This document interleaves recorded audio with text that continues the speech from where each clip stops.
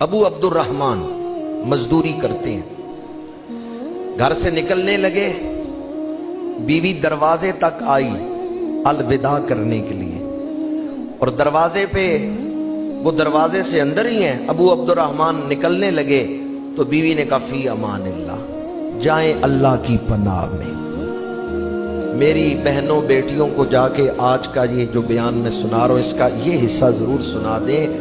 پہلے بیٹا گھر سے نکلتا تھا نا تو ماں دعا دے کے بھیجتی تھی، اور پھر بیٹا جاتا تھا تو راستے میں اگر کوئی شیطان ڈگڈگی بجا کے اس کو اپنی طرف کھینچتا تھا تو ماں کا چہرہ اسے یاد آ جاتا کہ ماں نے ہاتھ پھیر کے دعا دے کے بھیجا ہے۔ بہن دعا دے کے بھیجتی تھی، یا پھر بیوی دروازے تک الوداع کرنے آتی تھی۔ وہ چیزیں تو خیر ہم بھول ہی گئے۔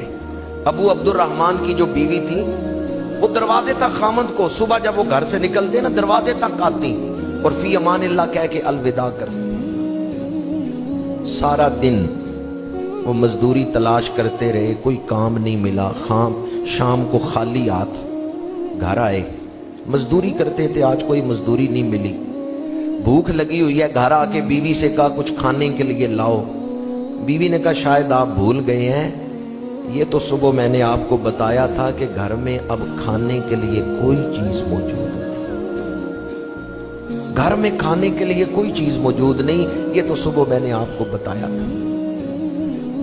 اب ابو عبد الرحمن ان کا چہرہ مرجھا گیا کہ گھر میں کھانے کے لیے چیز بھی کوئی نہیں، میں لایا بھی کچھ نہیں۔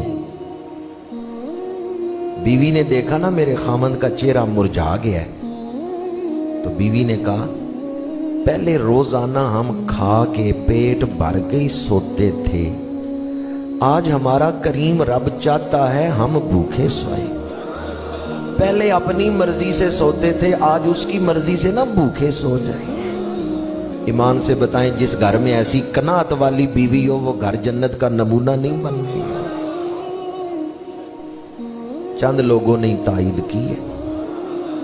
بیوی نے کہا پہلے اپنی مرضی سے کھا کے رج کے سوتے تھے، آج ہمارے مالک کی مرضی ہے ہم بھوکے سوئے، تو چلو آج مالک کی مرضی کے مطابق خالی پیٹ ہی سوتے ہیں، نیند آئے گی خالی پیٹ، بس اس بات کو ذہن میں رکھنا ہے مالک کی مرضی اس طرح۔ رات گزر گئی، دوسرے دن صبح مزدوری کے لیے ابو عبد الرحمن نکلنے لگے، بیوی پھر دروازے تک آئی الوداع کرنے، فی امان اللہ کہہ کے الوداع کیا۔ آج بھی اتفاق سے کوئی مزدوری نہیں ملی،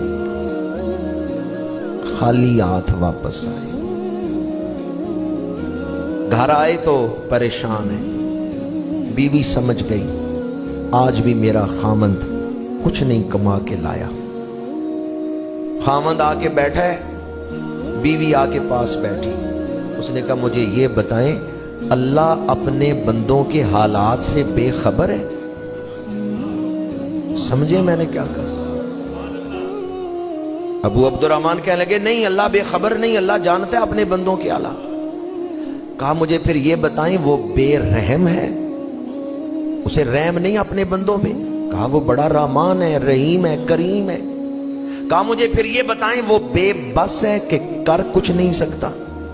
فرمایا نہیں، ان اللہ علی کل شیء قدیر۔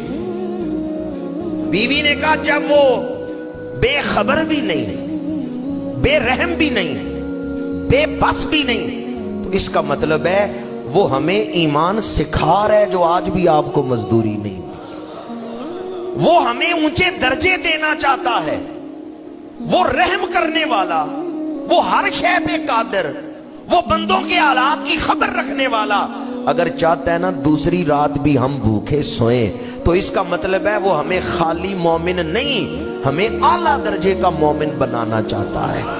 وہ اپنی ذات پر ہمارا ایمان پختہ سے پختہ تر کرنا چاہتا ہے، وہ ہمیں ایمان کی تربیت دے رہا ہے۔ ہم آج بھی بھوکے سوئیں گے۔ دوبارہ آپ سے پوچھتا ہوں، جس گھر میں ایسی صابرہ اور شاکرہ بیوی ہو، قناعت کرنے والی بیوی ہو، وہ گھر جنت کا نمونہ نہیں بن گیا۔ تیسرے دن جب ابو عبد الرحمن گھر سے نکلے نا، بیوی حسب معمول آئی ہے دروازے تک، اور الوداع کرنے کے بعد जब वो दरवाजे से निकले, बीवी ने आवाज दी ठहर जाए, वो रुक गए, वापस आए। बीवी ने कहा मैं जानती हूं कि आप बड़े मुत्तकी और साले हैं, और मैं ये भी जानती हूं कि आप अपनी बीवी के साथ बड़ी मोहब्बत करते हैं। आज तीसरा दिन है, कोई मजदूरी नहीं मिल रही। अगर आज तीसरे दिन भी कोई मजदूरी ना मिले तो बेशक खाली हाथ आ जाना, हराम की तरफ कदम ना बढ़ाना। मैं तीसरी रात भी भूखी सो लूंगी, पर इस बात पे मुतमिन रहूंगी, मेरा खामन जो लाता है हलाल कमा के लाता। कहां गई वो औरतें? इनकी गोद में मोहम्मद बिन कासिम और तारिक बिन जियाद परवरिश पाते थे।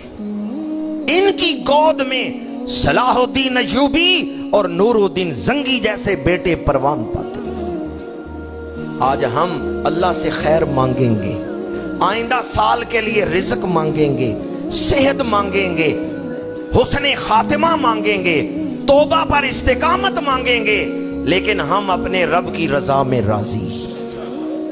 हमारी मसलहतें हमसे बेहतर हमारा रब जानता है। हमें क्या चाहिए और क्या नहीं चाहिए, किस उम्र में हमारे लिए क्या बेहतर है, जिंदगी के किस मरहले में हमारे लिए क्या बेहतर है, हमारा रब हमसे ज्यादा जानता है। इंसान अपने साथ इतनी मोहब्बत नहीं करता जितनी मोहब्बत पैदा करने वाला उसके साथ करता है। अल्लाह ताला हमें अपने शुक्र करने वाले बंदों में शामिल फरमाए। अल्लाह ताला हमें अपना जिक्र करने वाले बंदों में शामिल फरमाए।